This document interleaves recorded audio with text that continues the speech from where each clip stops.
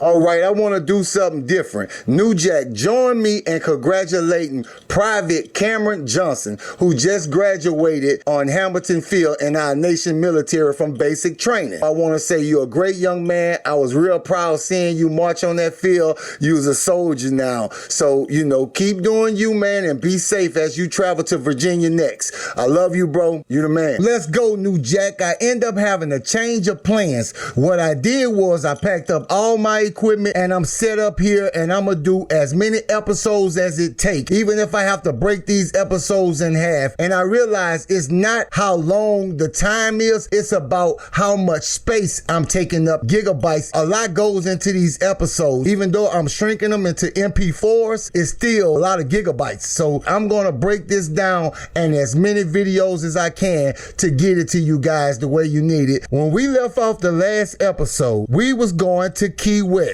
all because they sat and watched our ass. We were a gang, technical terms. You feel what I'm saying? As they seeing dudes, they throwing dudes up in here. Now they got a lot of different gangs that's been in here for a while. These guys done had 1 strike, 2 strike, 3 strikes, and end up getting a lot of time inside what they call Key West. And this building, Key West, is actually their old facility. So not only is Key West here, they have 2 other platoons on this side. I'm seeing different kind of inmates I haven't seen since I've been here. Now, you know the prison will never let you know they layout. An inmate would never know that, so they'll scramble you up. And actually, this prison works different. After so many days, and it ain't gonna tell it, they'll do it after 1 day. They'll switch your cell. So you'll go in different cells throughout the prison. As I told you, you get a brown uniform and an orange uniform, depending on what the day is and what they got planned. Now, this side where these 2 platoons at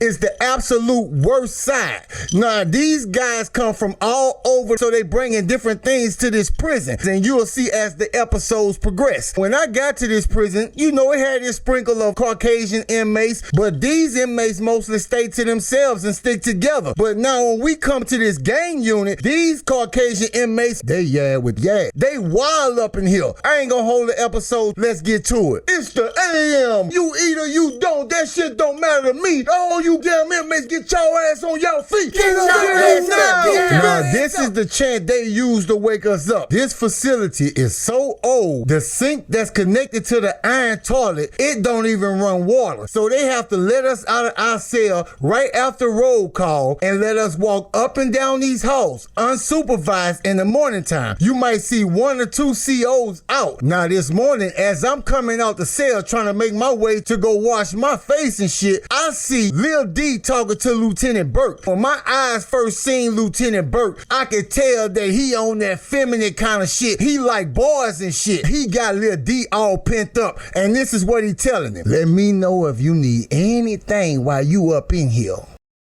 Man, let me see.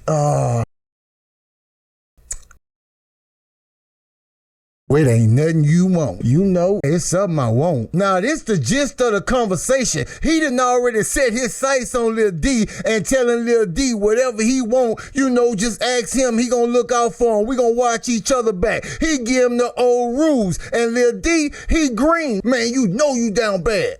You took my other celly out this bitch. You know I wanted to run up in that little hole. You know it wasn't even my car. I keep walking. I get by the sanitation station. I see this inmate named Mason talking to C.O. Chaney, and he talking about C.O. Chaney moving the inmate. Now, he already letting himself be known as a predator. He all wide open with the shit. Fellas, when I do get to the sanitation station, all the fellas already here. We all together. And it got other crews, they all together too. So why is this the gang unit? Is it to reform? Me and the fellas, we still peeping shit out, so we talking with each other, but we don't say too much to handle our business, bust back out. Now, on my way back, guess who I see at somebody else's cell? C.O. Burt, you a pussy. You know you a pussy. Stop playing with me, C.O. Burt. Burt at some more inmate cells look like he playing sexual games and shit. Now, after everybody get themselves together, the COs come back in. Get chow time. Now, even though they take you to chow together, you allowed to sit anywhere you want to sit within reason. Now, when I get to chow, me and 7 New Jack members sit at the first table, and we repeat this same process as we move tables behind each other. If you can get that, we do a little bit of talking, trying to situate and organize from what we can tell so far. Nothing happened at chow this day. Get them trays and rack 'em up. Now, when they take us from chow back to the cells, they lock us in our cells. We stay in our cells for about 2 hours after chow, then they let us out for an hour. Now, to give you an idea how this facility set up, it's a big block-ass building, and it has 4 halls on it. You're gonna have to follow me because these names are weird, and I don't know why. Alley, shop, post, and STR, and the last one is STR, meaning short-term release. Now, there's another side to this building, like a big old gym day room where you could go exercise with TVs high up in the sky and shit. You hurt your damn neck trying to watch them. Now, in order to access this part, we leave from where we housed at in all the cells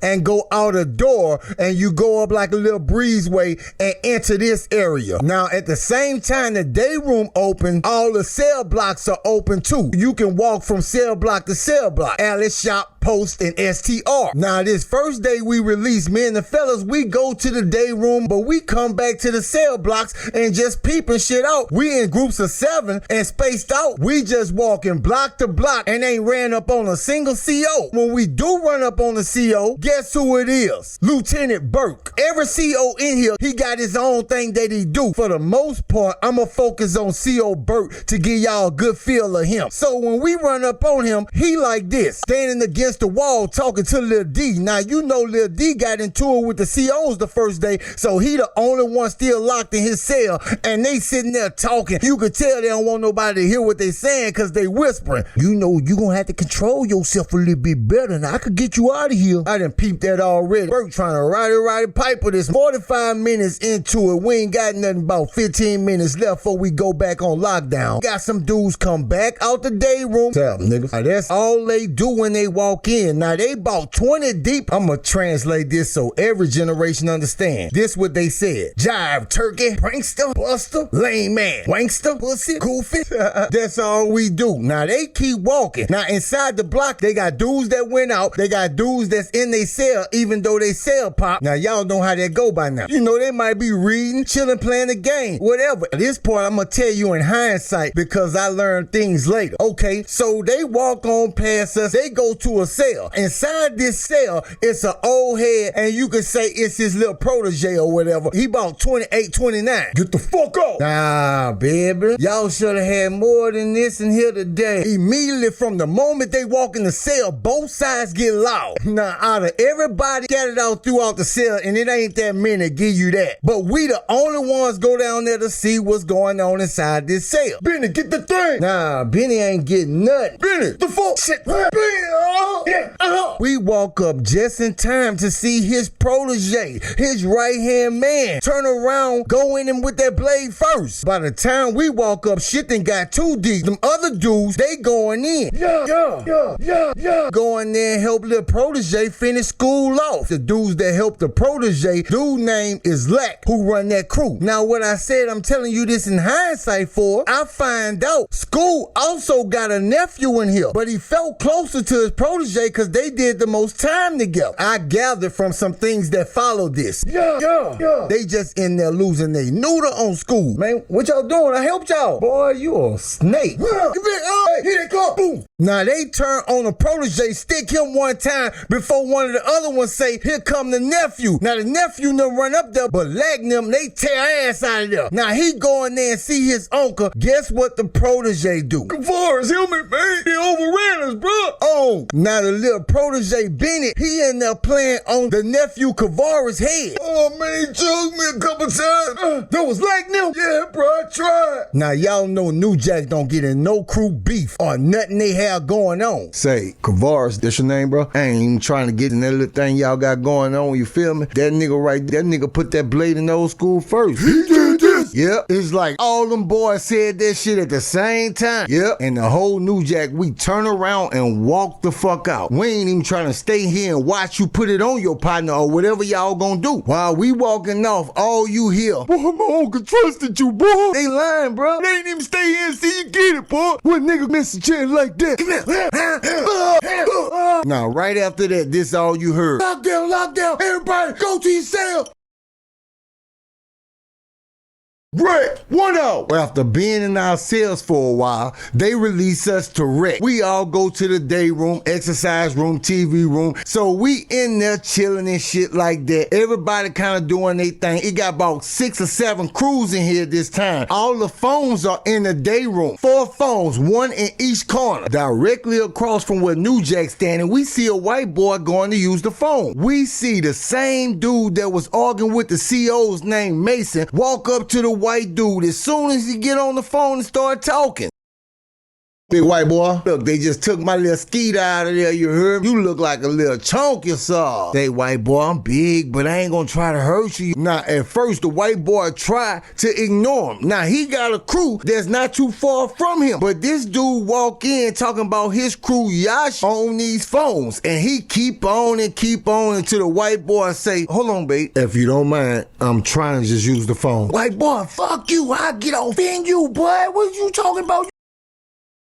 Mason just get the can on, and I see the white boy hold his crew back, but then do some other shit with his hand, and not long after that, bring your ass here, let's go, going back to the cell. C.O. Chaney come out of nowhere and snatched that boy ass, almost gave him whiplash. Now you can hear that boy Mason arguing with Chaney all in his cell and shit. He loud up in there. I'm just doing my job and what I ain't trying to hear none of that bullshit right there, you feel me? Cause see, you came at me with the bullshit. Now this shit go on, and real quick, they say that boy came out of his shirt and I can hear him going Duffy. He ended up want to fight the CO, saying let's do it. Oh yeah? KO'd. Now this was my first time seeing Corporal Fisher and Corporal Lewis. Old time looking niggas come out there, but they strong as an ox.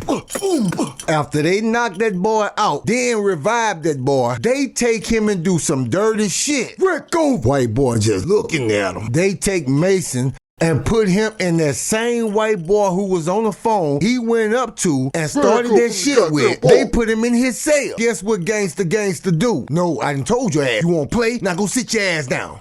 Go over there and sit your ass down. By the time they bring us back in here and lock us down in our cell, that nigga Mason in that bitch sitting up straight in a corner. I swear this is what it looked like he's saying in his head. Damn, that's him. That's that dude, man. Now straight off the gate, dude don't even say nothing to him. Now I'ma skip all the way up until lockdown that night. Shit stay quiet till about 10 or 11, 12. Little man, get from over my head or get in that other bed over there messing with my anxiety. Now we all scrambled up all up and down and my cell right across from the white boy cell. Now remember I said Lil D also diagonal from my cell. Say New Jack, I owe you one, baby, this card. Over the crowd, I hear old head who got poked up by his protege and them other dudes, you know, the nephew Carvis, you know what I'm saying? He yelled, New Jack, I owe you one. Now, at the precise time Carvis yelled this out, 2 things get kicked up simultaneously.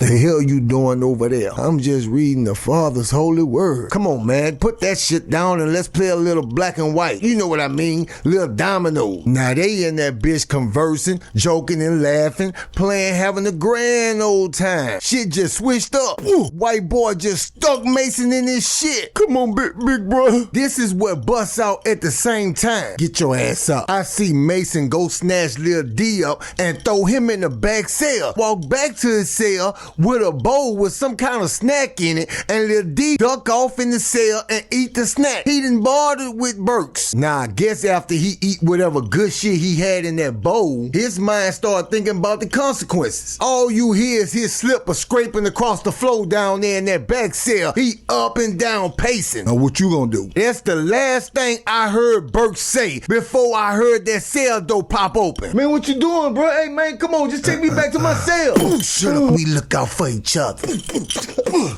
Man, it seemed like Berks hit that man with straight hard ones for a full 20 minutes. Then after that, all you hear is this. You're not supposed to do this play style. Lil D got himself suckered in.